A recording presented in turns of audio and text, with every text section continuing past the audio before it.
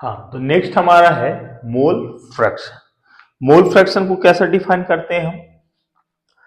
तो यह ध्यान रखना है, it is ratio of number of moles of dead component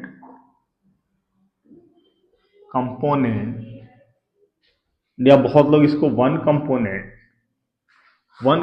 भी लिख देते हैं, one component with total number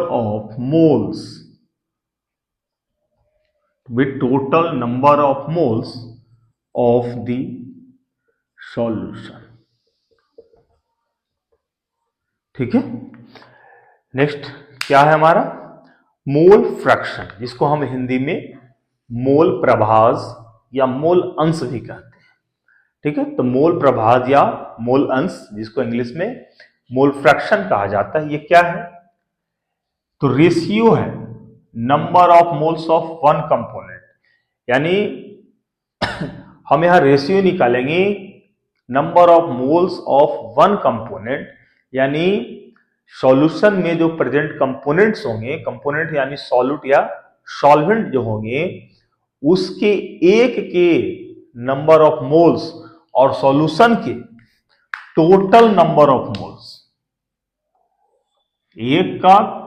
किसी एक कंपोनेंट का नंबर ऑफ मोल्स और टोटल कंपोनेंट का, सॉल्यूशन का टोटल कंपोनेंट यानी सॉल्यूट प्लस सॉल्वेंट के नंबर ऑफ मोल्स का जो रेशियो होगा, उसी को हम लोग बोलते हैं मोल फ्रैक्शन, बोलते हैं मोल प्रभाज बोलते हैं। ठीक है, आप हिंदी में ऐसे ही बोल सकते हैं कि विलयन में उपस्थित किसी एक अवयव का मोलों की संख्या एवं विलयन में उपस्थित कुल अवयवों के मोलों की संख्या के अनुपात को हम मोल प्रभास या मोल अंश कहते हैं।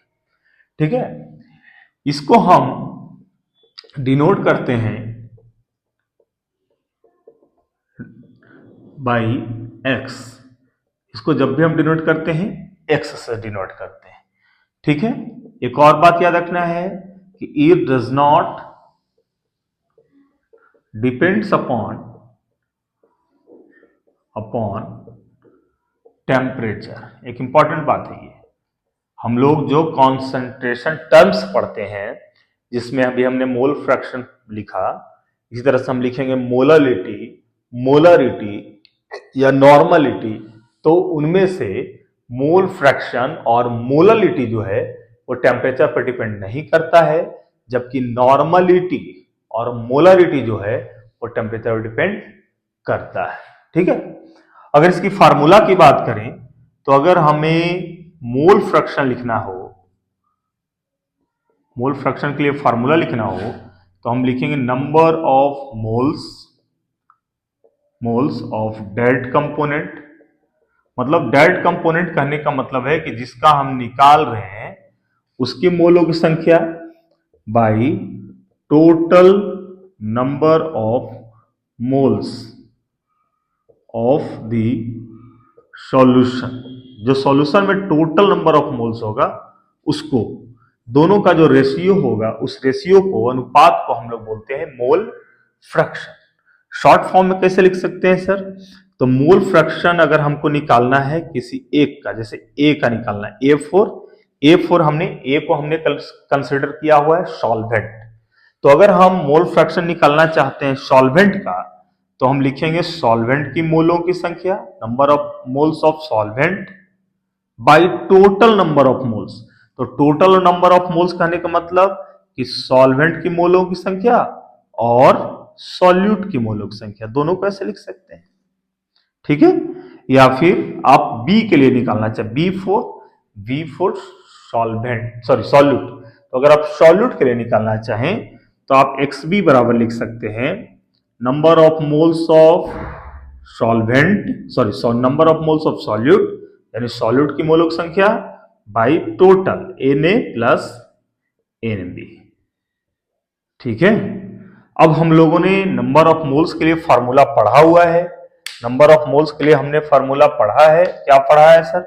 तो हम लोग नंबर ऑफ मोल्स के लिए फार्मूला पढ़े हैं given mass by molar mass, तो उसका इस्तेमाल हम लोग यहां कर सकते हैं, ठीक है, उसका इस्तेमाल हम लोग यहां कर सकते हैं। या फिर आप न्यूमेरिकल बनाते समय अलग अलग नंबर ऑफ मोल निकाल लें सॉल्यूट के लिए, सॉल्वेंट के लिए, और फिर यहां इस्तेमाल कर सकते हैं आप, ठीक है।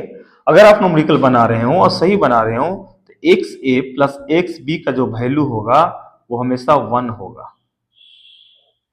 ठीक है, 1 होना चाहिए।